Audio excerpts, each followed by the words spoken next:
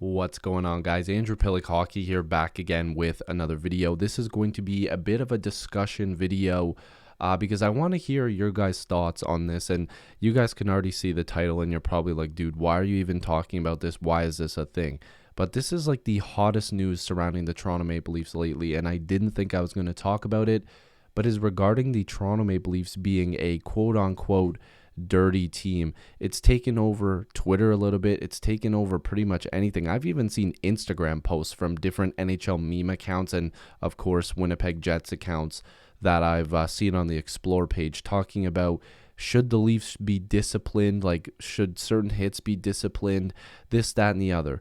There was a couple hits that you could have argued that could have been fines or even close to that. But before I get to that, I would just like to say thank you guys for the support, and please subscribe if you are new to this channel. I really appreciate it. Going to be ramping up a lot of content going forward because the playoffs is coming and there's going to be a lot to talk about. Hopefully a very long playoff run for your Toronto Maple Leafs. And if you're not a Leaf fan, then just it's going to be fun. There's a lot of hockey coming up. So if you do like hearing Leafs discussions, make sure to like this video and subscribe.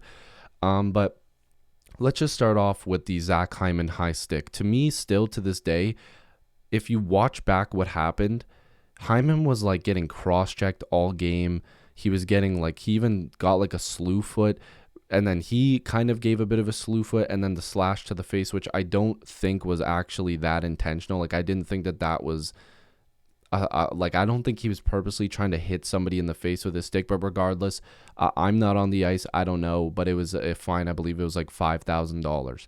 Then, the Adam Lowry collision with Galchenyuk. We had Joe Thornton, with the Mathieu Perreault fine, Nick Foligno, the hit on Josh Morrissey. That Foligno hit on Morrissey was completely clean.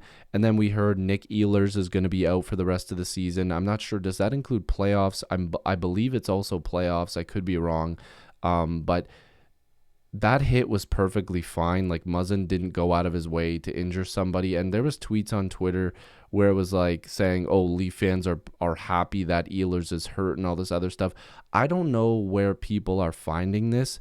And forgive me, this is more of a discussion rant type of video. I used to make these all the time if you've been a part of this channel before. So that's kind of where I'm going with this video. And like I said, I want to hear you guys comment down below. But I want to know who these people are that are out here in Leafs Nation that are tweeting out nasty things about certain players on Winnipeg. Like, there's always going to be that small group in every fan base that does it, because there was literally Jets fans saying that they should take out Matthews and Marner's knee before the playoffs.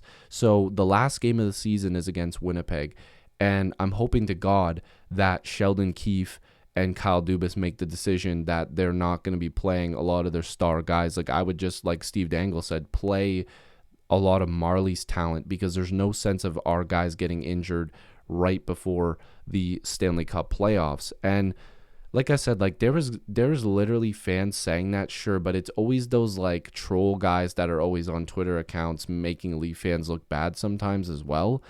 But like, Dubois has been going out, like, was going after Campbell. There was a lot of like hits after the whistle. There's just been a lot of crap that the Leafs have taken. And, guys like Muzzin, like Bogosian before he got hurt, Simmons, Thornton, Foligno, like, this Leafs team hasn't had guys like that before. So the second that media, especially outside of Toronto, sees Toronto play with a little bit more intensity and a little bit more focus and drive and grit and, toughness, now all of a sudden we're a dirty team. And I actually wanted to bring up a little bit of a fun stat here, if I could pull it up.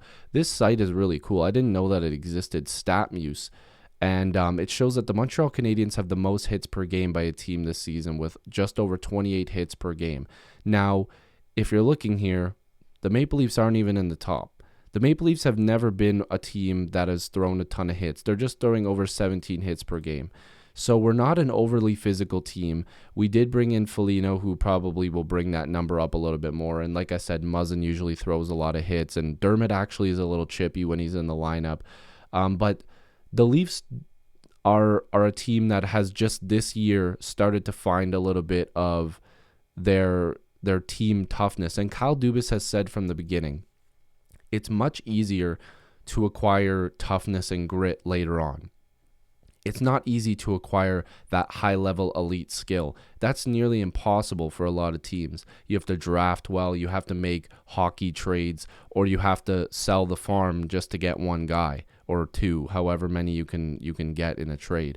But the Toronto Maple Leafs now, because we're ramping up towards the playoffs, in the past few seasons, besides a guy like Jake Muzzin, hasn't had the opportunity. Like, our team hasn't had the opportunity to show that we're getting ready for the playoffs with more intensity, with more toughness. Because the Leafs are just we're showing teams in previous years, like, oh, this is what we bring in the playoffs. We're not really playing playoff hockey. We're playing the exact same way that we've played the whole season, besides a guy like Zach Hyman or when Connor Brown was on the team. Like, those guys played with a little bit more grit, and Hyman still does, and I'm sure Connor Brown would in a playoff scenario, but he won't be there with the Senators. And that's no diss. I'm just saying he will not be there with the Senators. He's having a great year. The Senators are going to be a good team in the next few years once they get all those young guys coming up. But that's besides the point. In these last, 12 to 15 games that the Leafs have played and that they are going to play, they're showing teams a little bit more grit because they're guys that are used to playing that tough style are getting ready for the playoffs. Joe Thornton is showing where he belongs in this lineup because he's going to be an asshole. That's going to be his job. He's going to play on the fourth line. He's going to get limited minutes, but when he's out there, he's going to piss you off. Look at what happened, and Dangle brought this up. Thornton took out Ehlers, not as in like hurt him, but he took him out of the game because they were fighting, they were chirping, they were going back and forth, they were slashing each other. By the way, that Ehlers slash on Thornton, give me a break. Don't tell me that wasn't nasty. So those two took each other out, right? And Ehlers is fantastic. He's one of their best forwards, if not their best right now, right? He's been fantastic. He's a great player. But Thornton took him out of the game. Then you had Simmons beaking off and chirping with Dubois, and that they took both of them out. So the Leafs took out two top-line talents, and we took out our two fourth-line talents. That was the trade-off. That's what these guys are here to do, to piss off these stars, to get under their skin like every other team has done to our guys over the years. The only guy that has done that is Nazem Kadri, and obviously he's with the Avalanche now. But the Leafs hasn't had these guys that are ramping it up, getting ready in forever. They haven't had these guys. So now, like I said, you've got Thornton, you've got Simmons going at it, you got Foligno that we got at the deadline. He's getting physical. You're going to see guys, it's going to be contagious. Look at what happened when Clifford came in and Kapanen started getting physical and fighting and everything else. It's going to rub off on a few guys. After the whistle there, Thornton got hit. Matthews went in there and started throwing a shot. And by the way, I've never thought Matthews is a soft player. I think he's actually tougher than people understand. By the way, did you see that collision in practice? Matthews, he's a big boy. He sent Foligno flying low-key. He really did. But it's weird to me that people don't understand the logic behind some of the media here because they're just confused. They don't understand that the Leafs haven't had this base of a little bit of toughness in forever. And now that it's showing, we're all of a sudden a dirty team. I don't know. I needed to make this video. I just needed to talk about it. I wanted your guys' opinion as well because I think this is ridiculous, to be quite honest with you. I think that this is crazy. They're not a dirty team. And people are going to say, oh, I don't know why you're talking about this. Guys, it's literally out there. For some reason, we're a dirty team all of a sudden.